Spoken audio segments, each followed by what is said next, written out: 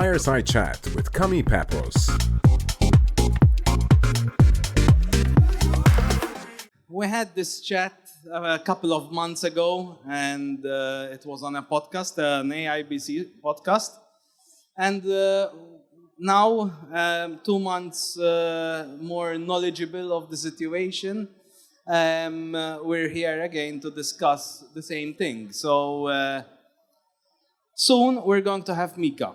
So Malta had a framework for crypto asset providers since 2018. We're probably one of the very first jurisdictions to have a financial services framework for crypto asset providers.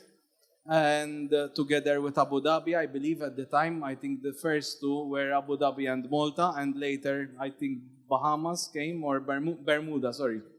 And Gibraltar as well. And suddenly we are in a situation where the European Union came up with a framework that is very, very similar to ours. And in January 2025, this framework will come into force for crypto asset service providers. Earlier, it will come into force for the crypto assets and their classification and their issuance. But let's focus on January 25 because that is where we have a strong position as Malta, I believe.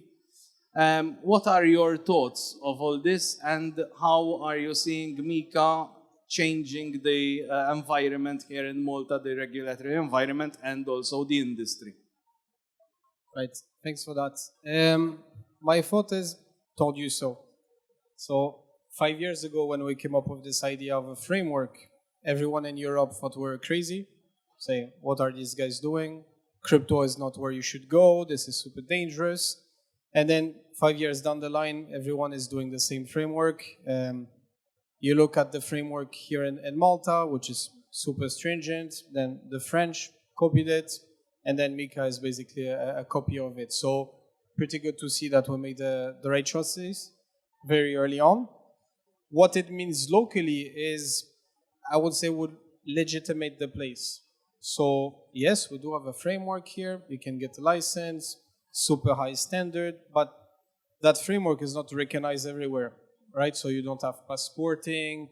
Other countries still require you to have other registration. I'm saying, Mariana in the audience, you know what I'm talking about, where you need to get 25 licenses just to exist. So this is the problem is going to solve. Across Europe, one framework, everyone applying the same standards and essentially applying the multi-standards. So the level that we are at. So that means two things for the local operator. One, you've already made the investments. You spent your money, you have your processes, you have a compliance officer, the MLRO. You've done the hard parts. So for you, it would be very easy. So you already have a competitive advantage compared to everyone else in Europe that's honestly just going to struggle to get to that level because so far it was just exactly. And I believe that is the biggest advantage, that operators that are licensed here are already, I used to say, MiCA ready, like the old TVs in the past, HD ready. Now we have operators that are MiCA ready. Not 100%, because there are some things that need to be improved in the next few months leading to MiCA. Maybe you can tell us in a nutshell. I know that the RTSs, which are the technical standards, are still being formulated. We have drafts of many of them, but there are still some to come, which are, in my opinion, quite prescriptive, even the way they have to report, even in the way they have to keep the data, and I understand uniformity is important, but I think when I looked at them, I was quite daunted by them.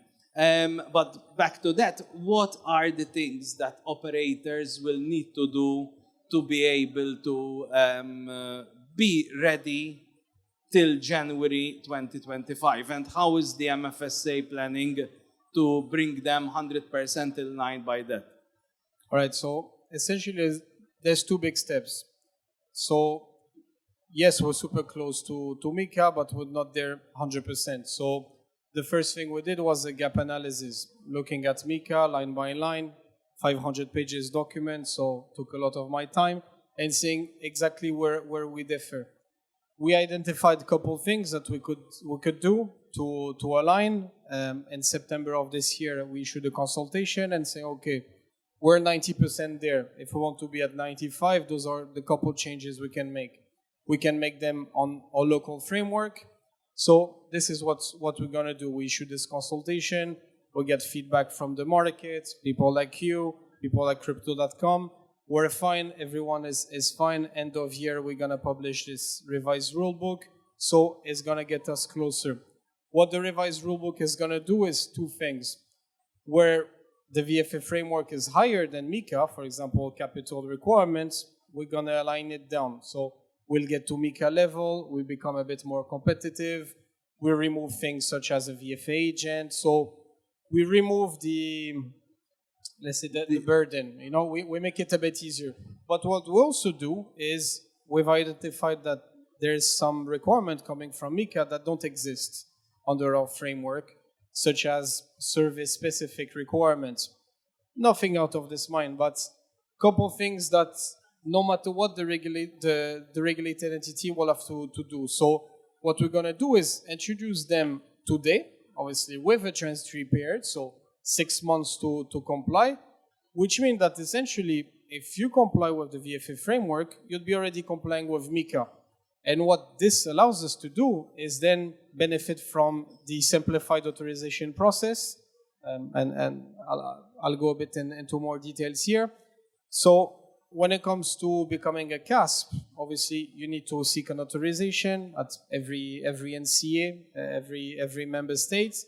You can either seek an authorization from scratch, from zero, which is super painful. I mean, it will take you 12 months, 18 months if you're lucky. Or if you're in a member state that has a framework that is close to MiCA, you can make use of a simplified authorization process. What does it typically mean? Is if today I know that you already comply with some of the MiCA requirements, I have documentation that is pretty updated, or at least not that old, I don't need to reauthorize you from scratch. I can just basically transfer your license. So because I know you're already complying, it's a very simplified approach. So the idea here is we get the VFA framework as close as MiCA as possible, because then as a supervisor, I can check your compliance. If I'm satisfied with your compliance, you can start building an application pack that when you submit is already perfect. The assessment has been done before you submit. And that only Malta can do that. No one has the prudential Maybe framework. France, if it had any licenses. Yeah, if anyone took the voluntary regime, but as we know, no one. So right now, only Malta can do that. There's only Malta that can qualify for this simplified authorization process, which is a fantastic competitive advantage. So imagine, working with the regulator, building your application, 31st December of next year, you submit your application, and then 1st of Jan, we start speaking, the application is perfect, we've done the assessment already, I give you a CASP license, you start passporting everywhere. And that is actually the biggest advantage, because ultimately, if you are going to be literally with a MiCA license in the first week or the second week of January, you can actually passport it immediately all over the EU. And what operators are finding, the problems that operators are finding today to register with different AML authorities across the EU, and some authorities have different requirements, that will completely end, and you can operate all over the EU unhindered.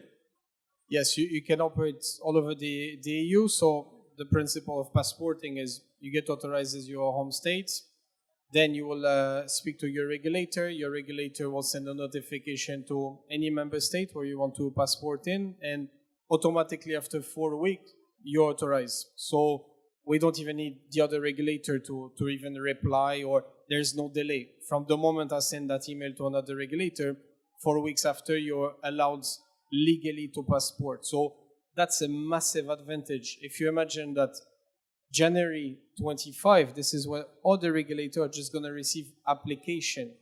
And instead of receiving an application, they will receive a passport in request from Malta. For an operator, I don't know if you realize, but you're gaining a year compared to your competitor, because your competitor will just be placing in their application. Just to give you an idea of the bottleneck, there's roughly 1,000 VASP that need to be authorized across Europe.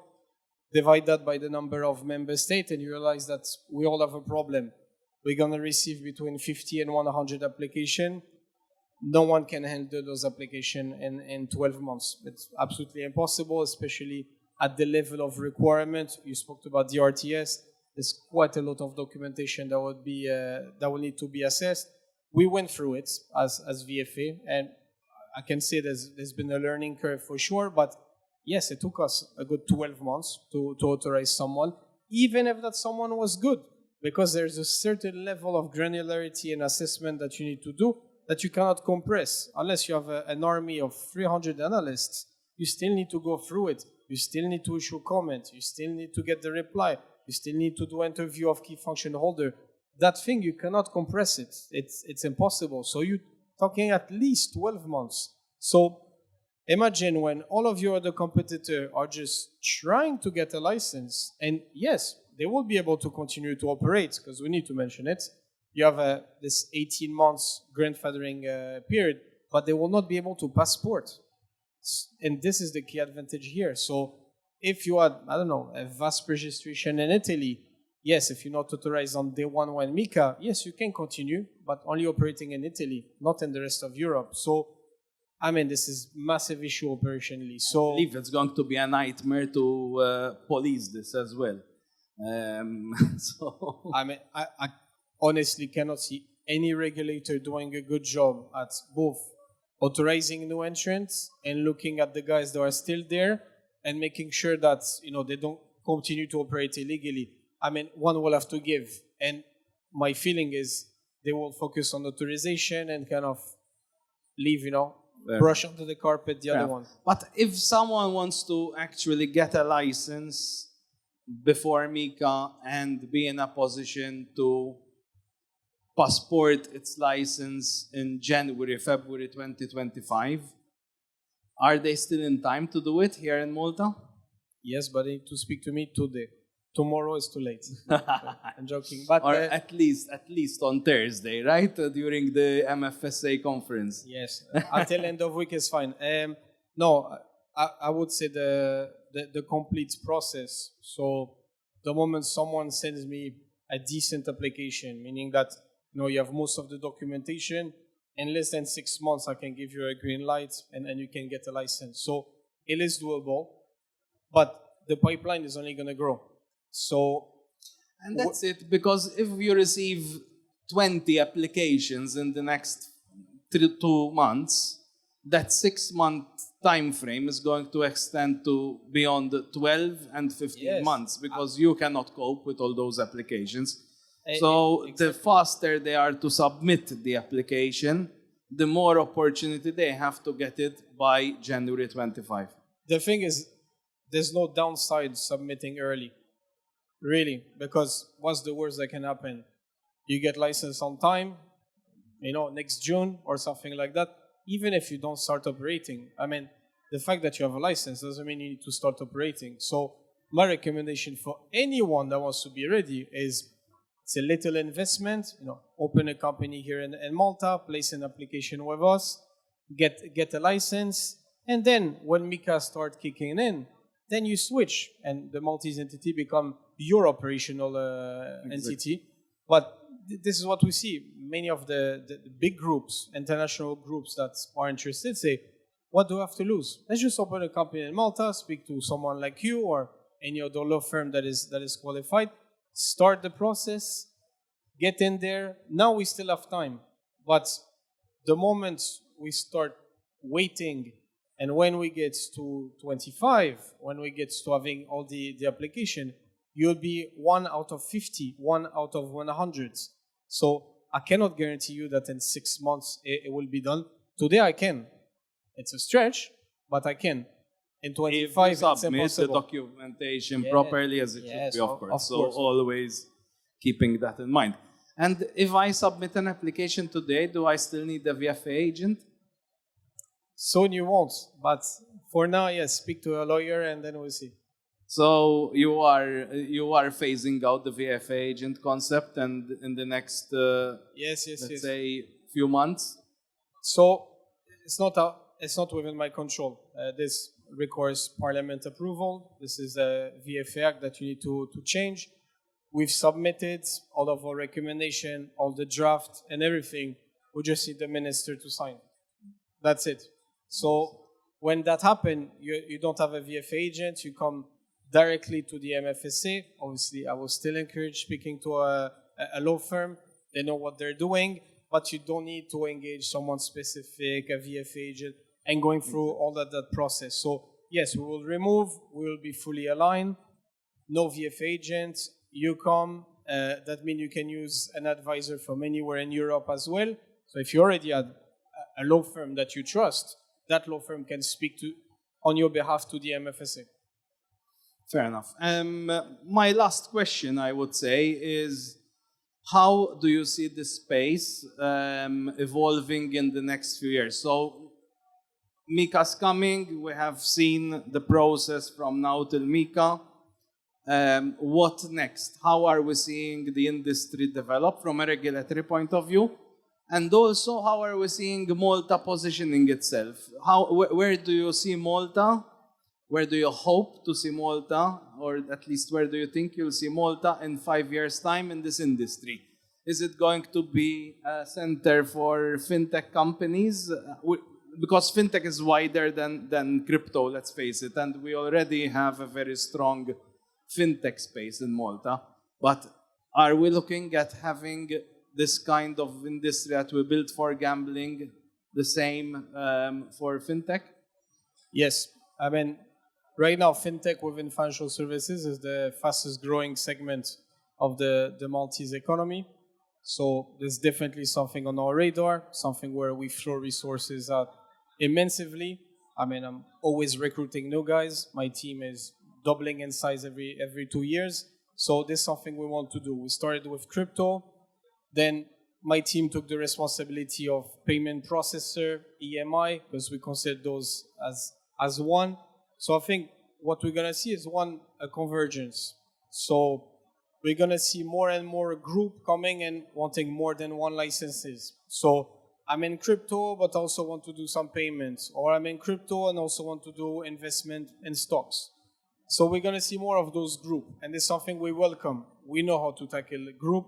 We know how to regulate them. We know how to supervise them. And that's something we can be very strong because we're a single regulator. Let's not forget that. You go to France, you need to speak to 2-3 regulators just to do one thing. And in Italy as well. And Italy is even worse. And you need to speak to the tax authority and this and this. It's not the case here. One single regulator. You just speak to me. And this is super, super powerful. So we're going to see that. I think there's for sure a flight for quality. The FTX, everything that happened, people are realizing, listen, being regulated is not that bad. Or at least if I use someone, I would want someone that is regulated. So I think every operator that put the efforts, put the resources to become regulated early on will just continue to gain market share.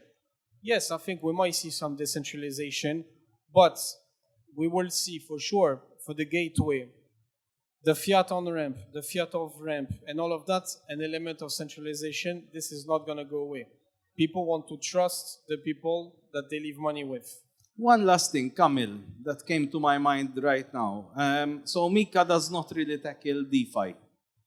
Correct. Will the MFSA or is the MFSA looking into possibly doing something innovative again to be the first before the rest?